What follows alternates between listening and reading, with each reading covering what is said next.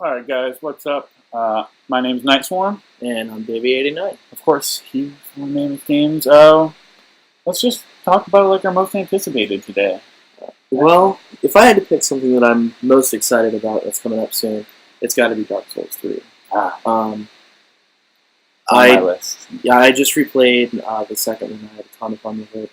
I have a love-hate relationship with Dark Souls. I play it a lot. I think everybody has a love-hate relationship with Dark Souls. Yeah. But not just because it's hard, but because it is so disconjoined. There's no connection between the first game and the second game, and I feel that the third game is headed that way too. Mm-hmm. So and it looked like they changed quite a few things about the third game. Not story-wise, pacing-wise. Mm-hmm. It looks so accelerated. It looks closer to like Bloodborne or Ninja Gaiden than it does the other two Dark Souls. Yeah, for sure.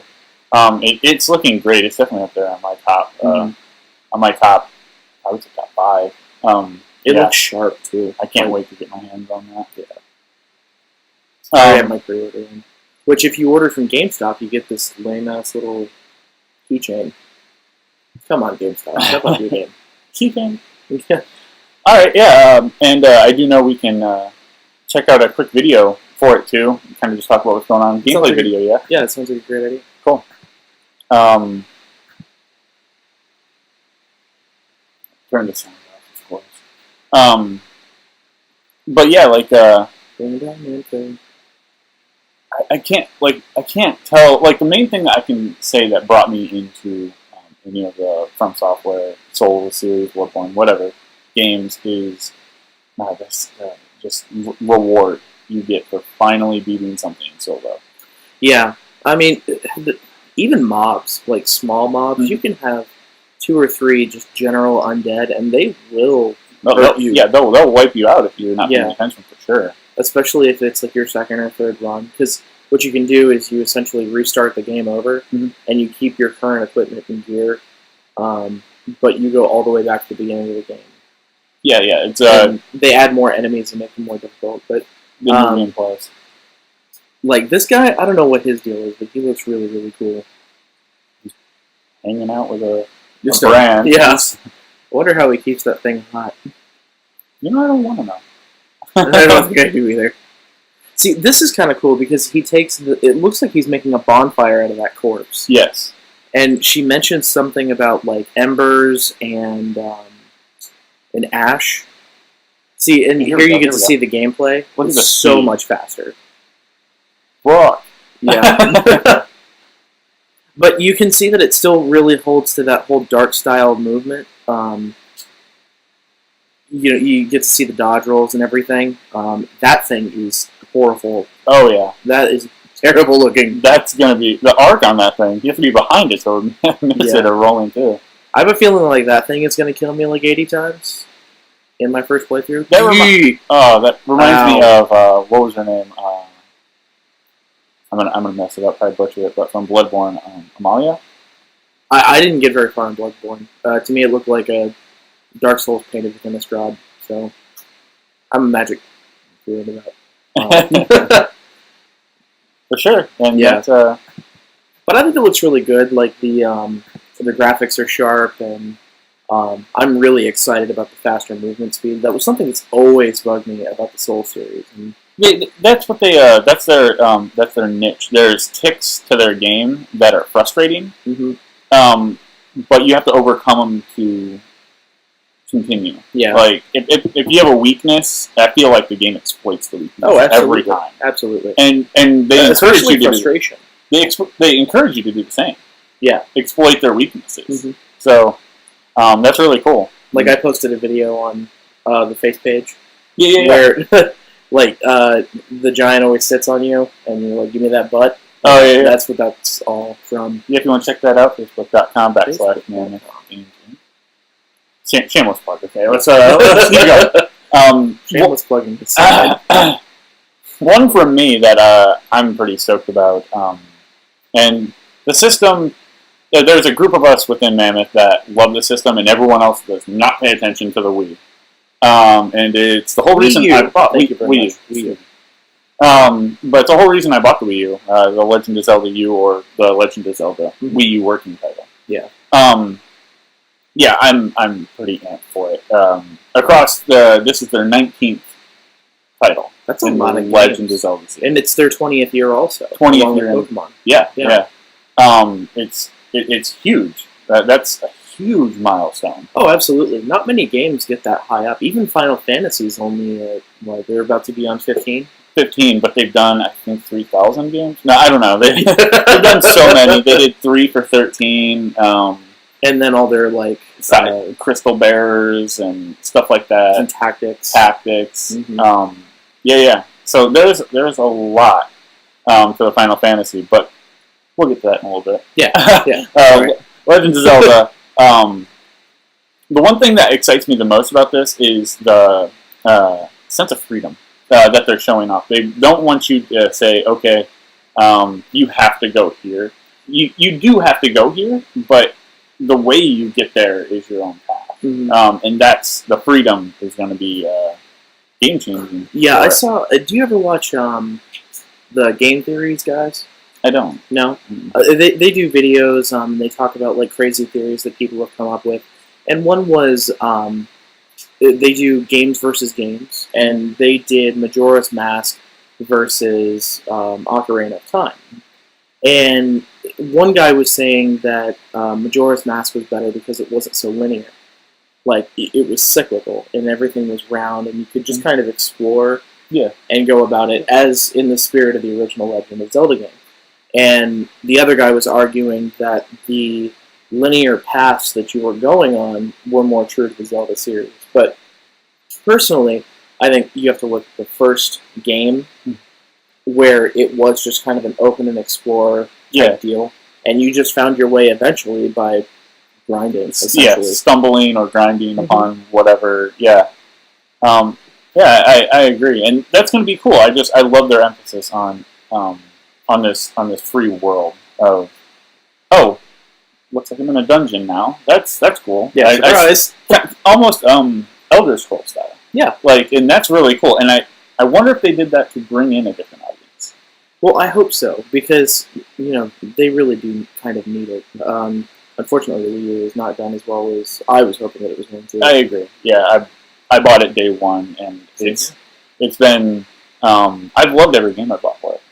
Every single one I haven't had any problems with, and the ones that are personally mine, Almost Ashley has a few as well, and I know she likes all of hers too. I think she plays that more than anything else in our house.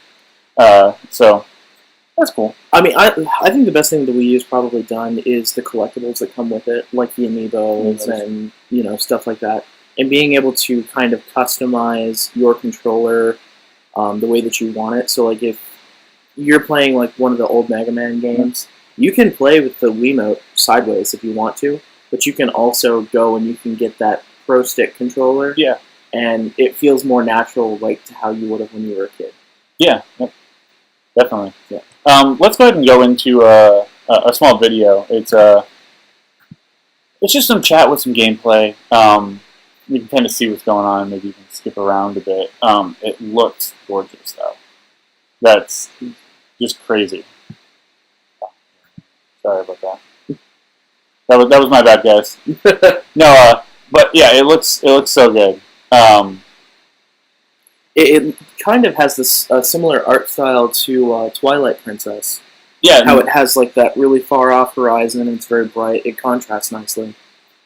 I hope that's optional.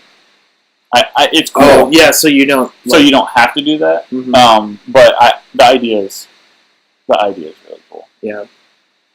The Wii U pad is an incredible idea. Yeah, I love that. I love that controller. It makes me wish every controller I've ever had a screen on it. Mm-hmm.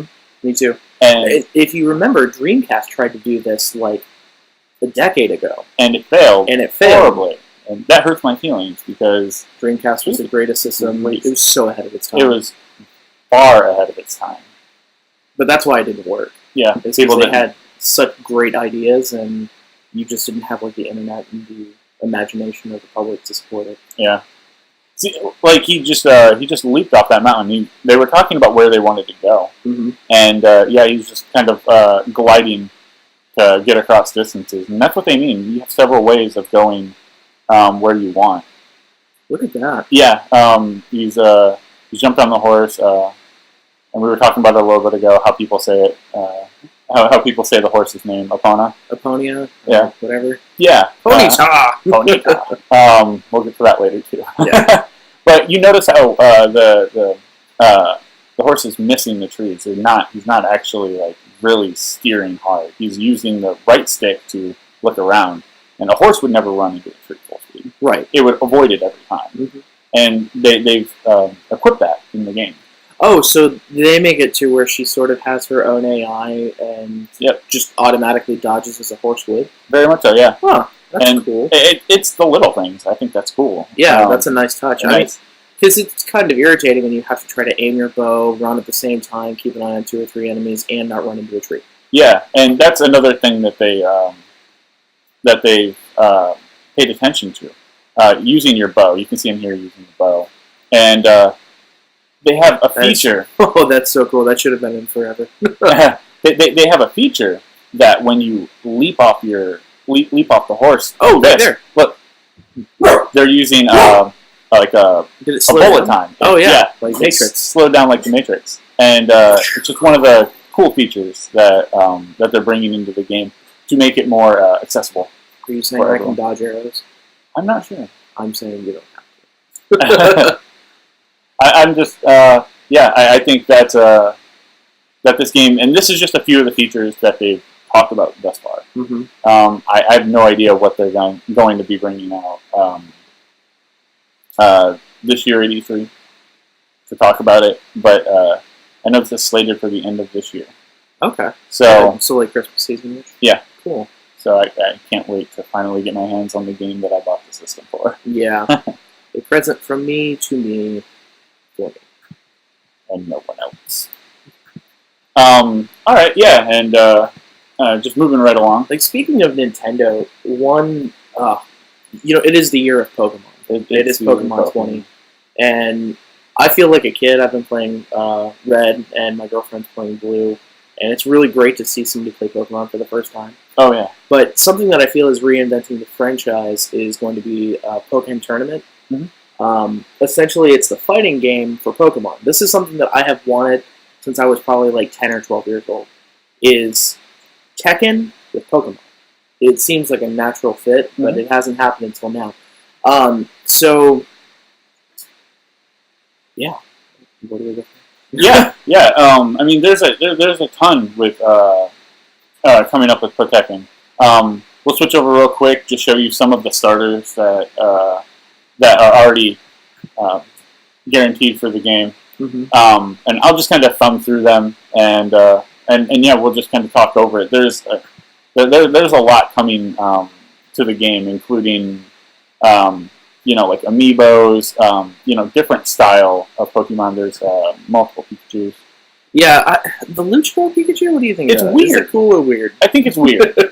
I go with weird, but it's showing off their creative side. Yeah. So that I think this is like a what's to come. Yeah. For the game. You think this is like them trying to not be so serious about a project? Yes. Yeah. And that's he's gonna mess people up. Gonna be my most. So, one thing that I'm not really totally sure on is, so we have all these different Pokemon and different types. There's like 12 that we've seen so far. Do you think there's going to be type advantages, disadvantages? Do you think that's not really going to come into play? I think it would kind of skew the meta that they're trying to create. Yeah, I'm going to say no, that they're not going to go with type advantage. But I would love to see a type advantage, even if it was like one move that, okay, your big finishing move is dependent on what you're up against, where it could be normal, not as effective or super effective. Oh, okay, I see. So it would, give you like a minor stat change in it? Yes. And this is kind of cool too. I had no idea that they were using supports. I don't know how I feel about support. I've never really liked it in like the Naruto games or anything. But for Pokemon, I feel like it's almost necessary. Okay, so it's going to work. I was thinking like, okay, how are these sports going to work? And then you said like Naruto. That makes sense.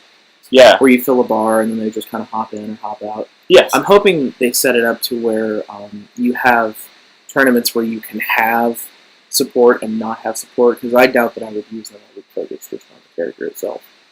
Yeah, agreed. And I can't wait. These are the ones that we thumbed through here are just some of them that they've announced already. There's already, when looking at the roster, they showed off the full roster, I guess, with several question marks, just showing how how many extras will be in there that are unlockable, and we have no idea who those unlockables are. Yeah. Who are you hoping to see unlocked? I want to see a poison type Pokemon. My original favorite was Vileplume. Yeah. So that would be really cool to see the like a stun spore, sleeping powder, whatever, some of those moves that more affect status than health. That would be cool. I see that as entirely doable. I see it happening. I don't know if it'll be right away, but I definitely see that being a thing in the game. Yeah. The status effects. I would like to see probably, just because I'm a fanboy, but Arcanine. Okay. I love me some Arcanine. Oh, yeah. He's really cool. And most of these Pokemon that we're seeing, they are bipedal. They're not quadrupeds. Mm-hmm. And so I think that would give you a different fighting style. Kind of like when you played, was it Primal Rage? Where you could play as the wolf guy. Had Combo Breaker and everything. I played Primal Rage, but that was a foggy time in my life. Yeah. I'm not remembering that one as much.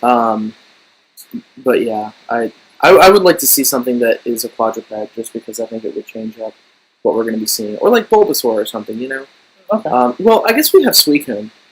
We do have Suicune here, who is a quadruped. But, I still am a leg humper for Arcanine. So. For sure. Amiibo-wise, yes. I saw, I did see I don't know if it was a fan thing, what the deal was, but it was a Gengar. And I was like, yes, please. I don't need this when the game comes out. Give this to me now so I can look at it and be happy. And have it on my shelf. But yeah, I hope that's definitely a thing. Releasing amiibos for each of the Pokemon in the roster. I feel like it's common sense, but we know how Nintendo and common sense go together. Yeah. How many people are clamoring right now for a Little Mac on Super Smash Bros. That's under like $80? Because I know I am. Yeah, exactly. Everyone wants Little Mac right now. Because he's cool as hell. He's awesome. He's my most played character from the new release. Well, he's not my most played.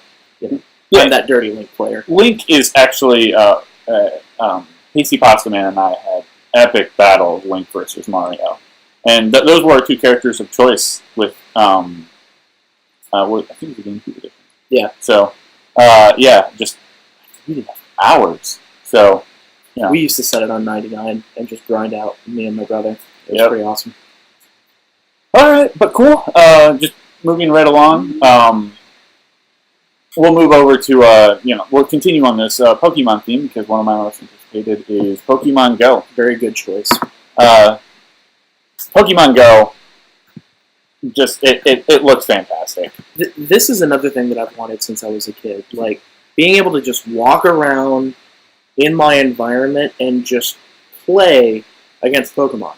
Play against other people. I bump into Jay on the street, all of a sudden, there we are, trading, battling, whatever we feel like doing. Interacting with other people. Going to capture other Pokemon. Mm-hmm. If you don't know how it works, you're looking at the guy right now. He's pulling up the app and he is searching for a Pokemon. It's telling him where the wild Pokemon are. Telling her where the wild Pokemon are. And when you find them, it works total VR. You hold your phone up and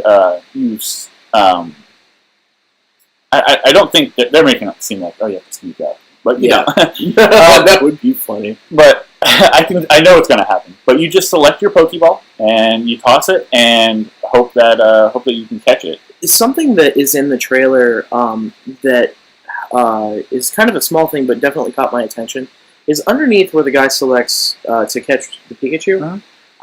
When he clicks on it, it looks like there's a form of currency underneath. I'm not totally sure. Let's actually go back. Let's go back and see that. Yeah, it should be right about there. We'll try to get a frame on it and pause it. It's here like any second. Right there. See? Oh, okay. So it's a number. Times 15. That means he has 15 Pokeballs. But how is he getting? That is exactly my next question. Is this going to be like a freemium type thing? Or am I only going to get so many Pokeballs a day? Or am I going to have to invest real world money into Pokemon Go? I feel like if I have to put like, $1 down for 10 Pokeballs, I am not going to like that. Especially if I already have what is the Go Plus? Yeah, the Go Plus. If I've already spent $40 on the Go Plus, I really am kind of uncomfortable with going out and spending extra money on what is essentially a very expensive freemium game at this point. Yeah. The Go Plus caught my attention right away. When I saw it, I was like, I'm buying that. I'm buying that for sure. Yeah. It's not even a question. But then, as we got talking, what are we going to have to do to get these Pokeballs? Is it going to be mini games? I hope it's mini games. Mini games would be great. That gives you a massive amount of replay value. Or maybe it could be like Bitcoin. So, we do the mini games or whatever, and we wind up farming items, and then we could trade items. So you found a whole hell of a lot of like Super Potion, and I have a couple Ultra Balls, and you really need an Ultra Ball. Okay, so it would give you the ability to swap items. I think that would be incredible. And the other thing I see here, I see honey over there on the side. Mm-hmm. Yeah, it's faint, but I can see it. Yeah. So there are going to be other items that aren't like essential. Yeah. Is honey like a food that you give to them? I'm a Gen 1, Gen 2 guy, so... Yeah, same. But I always thought honey was the thing that you used to attract Pokemon. It could be. Get more. yeah, to bring them to an area. Get more flying Pokemon with honey? Huh. Than vinegar? Hey. But yeah, we'll get back into... let's get back up to where we were. And I like that shot because it's, the family hanging out with their kids, showing them something that they did when they were kids. Exactly. Yeah, because the kids who played this when they were a kid now have kids. Mm-hmm. So that's awesome. And I can see this in a college, where two people are in the back of the room and they're seeing a battle, up front with the teacher, and they're just, hanging out. Something else that my cousin had mentioned to me is how cool would it be if they worked with Google Glass. Oh, boy. And then you could wear the glasses and you would actually see this augmented reality stuff around you with the Pokemon and everything. Yeah. I think that would be really neat. I would say let's call that step 2. That's awesome. Mm-hmm. Yeah. I mean, really the goal for this kind of game is to make it more immersive over time. Yes. And I think the more immersive you can make it, the more successful it's going to be. Or, what about, somebody else had mentioned landmarks? Oh, yeah. Like using major landmarks as the place for legendary Pokemon. Mm-hmm. That would be really cool. And this looks like you're using a timed team battle to finish Mewtwo. Yeah. Which is so cool. But how... Can you imagine doing that on Times Square? Or what if you accidentally kill him? Well, with that many people, I think that's an entire possibility. Well, so it says Mewtwo was caught there. So does that mean one person caught it, or everybody got it? That seems... That seems cheap. That seems real cheap. Yeah. So, because I could just hang out in Central Park and, Yeah. Snag Flareons all day. Nobody wants Flareon. I'm just kidding. So, yeah, that's what we were looking at. That's one of the reasons that it's what I wanted ever since I played Gen 1. Yeah. After Gen 1, playing the card game as a kid, It's exactly Mm-hmm. what I wanted. And now we have a Pokédex. Exactly. It's in our hand. There is a Pokédex app on my phone. I use it when playing, Red and Blue. That way we can just find out where stuff is and whatever. For sure. And yeah, I think that's a good spot to leave this. One more question. Yeah. What do you think they're going to do about starters? Oh yes, starters. I have no idea. I would like to say that there's going to be a small ceremony based on your religion, or not religion. Religion? Yes, based on your religion. No, based on your region. You atheist. You get nothing. You get nothing. But yeah, it's just based on where you are and what you can get. So I would say probably maybe in your region, the top 3 Pokemon that are in there, you get to choose from one of them. Yeah. Or they give you as many Pokeballs as you need to capture your first Pokemon. Oh, so like everybody essentially starts out with like a Caterpie or a Weedle or something. Yeah. Yeah. Yeah. And I don't know. I think that's gonna be cool. I can't wait to see how we get our first starters. Yeah. So it's really great that they're keeping all this under wraps, because it's so exciting and it's more fun to offer this kind of conjecture than just be like, okay, well we know everything now, so let's just do it. Yeah. Yeah. For sure. Cool. I think that's probably enough on Pokemon. Absolutely. We could go on, I think, all day. Really, honestly, I could. But yeah, next up for me is Final Fantasy 15. I'm going to be a little lost here. I haven't played Final Fantasy since like 12-2. Lightning. Oh, 13 too? 13-2, I'm sorry. 12, speaking of 12, that's actually one of my personal favorites, and that's because of the attachment that I had. It was the way I played it. It was the last time I carried my TV to my friend's house with a backpack full of video games. That's really cool. And we played that single-player game side by side. It was fantastic. That Pasty Pasta Man and I did that every weekend for probably just under a year with one of our other friends. And yeah, it was constantly finding different things. And so that's why that was one of my favorites. So 13 didn't do it for me at all. 14, the MMO is okay, but it's not. It doesn't feel Final Fantasy-ish. Yeah, it doesn't have that standard feel. No, but not anywhere near. 15 changes that. Where 13, everything with 13 in my eyes was not successful. I didn't like really any of it. But the characters were beautiful. Yeah, the graphics were sharp. Yeah, but. Yeah, just the battle system. The battle system was rough. Yeah, but 15 looks like they're taking a little more of the battle system from like Kingdom Hearts, which is the best battle system they've ever done. Yeah, I love Kingdom Hearts. Well, specifically Kingdom Hearts 2, because there were big differences between 1 and 2. But 2 was most definitely superior. And it looks similar to that. You have everything that I've seen. You have your little battles. You have your little commands down in the corner. I have a few gifts here. You can see. Here's some of the characters, and I swear I remember seeing over on one of the sides, like over here, a menu that you pop up that shows all that off. Yeah. Look at how little HUD there is, though. Yeah. I always find that really attractive. When I play video games, I want it to feel like I'm in a movie. Yeah, and that's what this looks like. Just seeing the numbers pop and seeing for one, something that we really never sell for is look at the break. Stuff's breaking. There's sparks. There's just a lot going on. You can see pieces of his armor falling off. It kind of explodes. Yeah. Yeah. The battle system is a win for me. Yeah. I'm much more anticipant of this game because the battle system has changed. I would have to entirely agree. And this, I grabbed this because... It's a nice car. Yeah.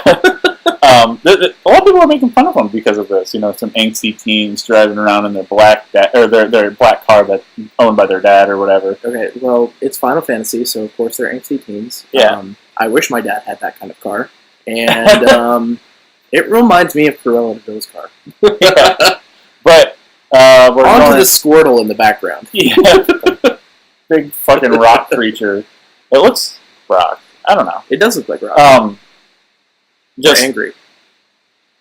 Shadow of the Colossus. Yeah, exactly. That is exactly what I saw when I first saw this. It's so big. The creature's so massive. So fighting it, which I hope is a thing. Oh, sure, it will be. Will be interesting. But, I mean, doing super massive monsters is no foreign thing to Final Fantasy. I mean, think about Kingdom Hearts. When you fought Ansem the last time, spoiler alert, he is a big son of a bitch. Like, yes. You stand on his parts, and, you know, it's like a huge flagship, and you have to attack the different pieces of it and destroy them. I can't wait to see how something like that with the Kingdom Hearts kind of fighting system is going to work with something more grounded and realistic like Final Fantasy. I think it will work very, very well. I hope. Yeah, Because you can cut out the comical stuff and still make it function very well. Oh yeah, for sure.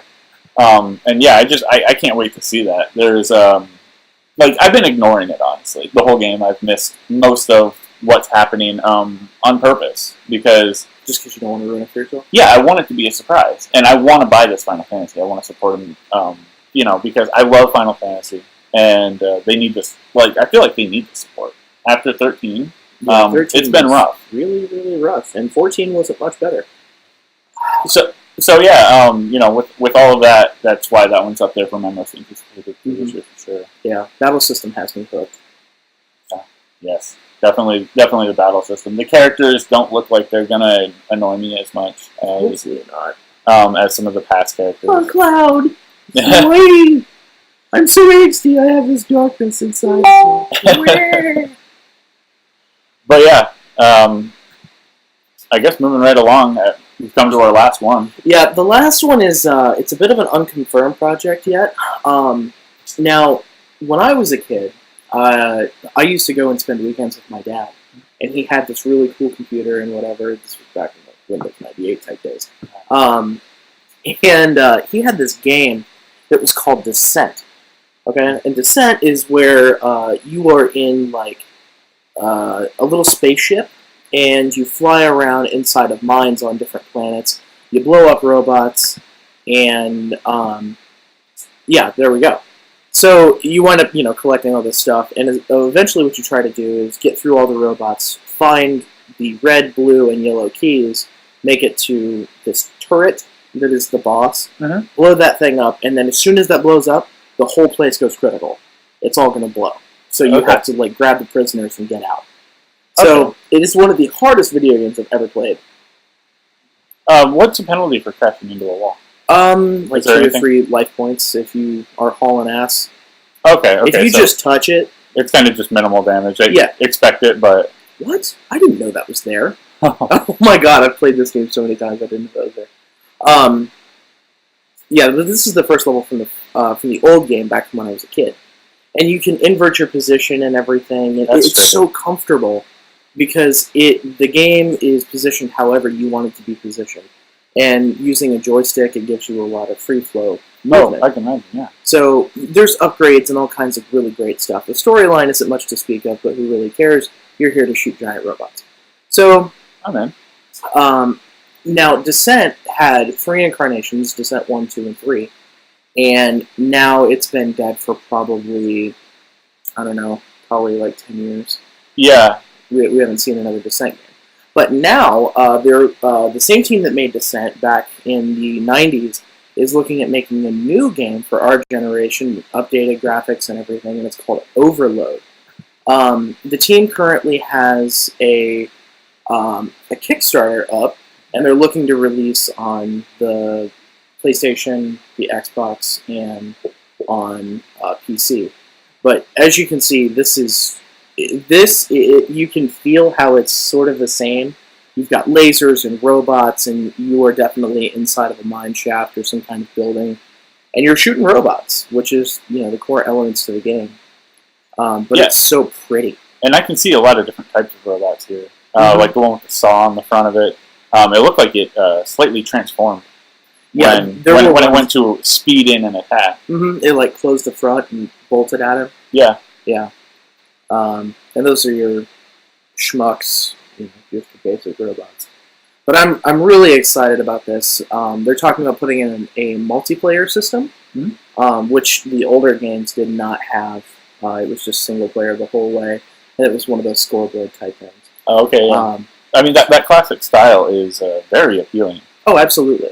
Yeah. Oh, that's really cool. Mm-hmm. Yeah, the map function was really good, very much ahead of its time. I can You see could that. manipulate it however you wanted. It showed you doors, and what sucks is when you get into a spawn zone, which, like, if he goes down, you're going to see one that's immediately under there. If you get blown up there, you're done. Like, you're going to lose your shields, your guns, your ammo, everything. You're up shit's creek. Oh, wow, I didn't know that was up there either. Wow, apparently I don't know this game very well. Nice. So many times I could have used that laser upgrade. But the Kickstarter only has another 48 hours left, so if you can go on Kickstarter and look up Overload, there we go. They are still 10,000 off the goal, but you know it wouldn't be the first time a Kickstarter's gone off under goal. So, for sure, yeah. We at Mammoth, we used to do a segment called Under the Radar. This is very much absolutely in that category of Under the Radar. So if you guys have $5, $10, go pitch into these guys. Get this game made. It looks awesome. Yeah. I've never played it before. I know a lot of other people probably never got to play this before. If you've never gotten to play it before and you'd like to try out the original Descent, you can go on Steam. They have Descents 1, 2, and 3 on there. Only thing you need is a joystick. Nice. That's awesome. And I think that one, that could do very well on the new gen console. Oh yeah, especially because you have the controller, and something that was always difficult about the joystick is orienting your ship because it works on a circular plane, so you can look in any direction. I think with the 2 sticks, you'd be able to orient yourself a lot better and whatever. For sure. So. Yeah, I think that's a wrap on our most anticipated. Pokemon Go, Legend of Zelda, and Final Fantasy 15 for me. And then I had Descent, Pokekken, or Pokken, or whatever. Pokekken? Pokekken? Let's something. see, it's Pokken. Pokken.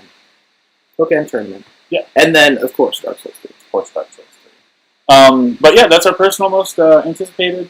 If you get a chance, go ahead in the comments. Let us know your most anticipated. Let us know what we can do. If you want to see a certain game on here shown off, see what we can dig up on it.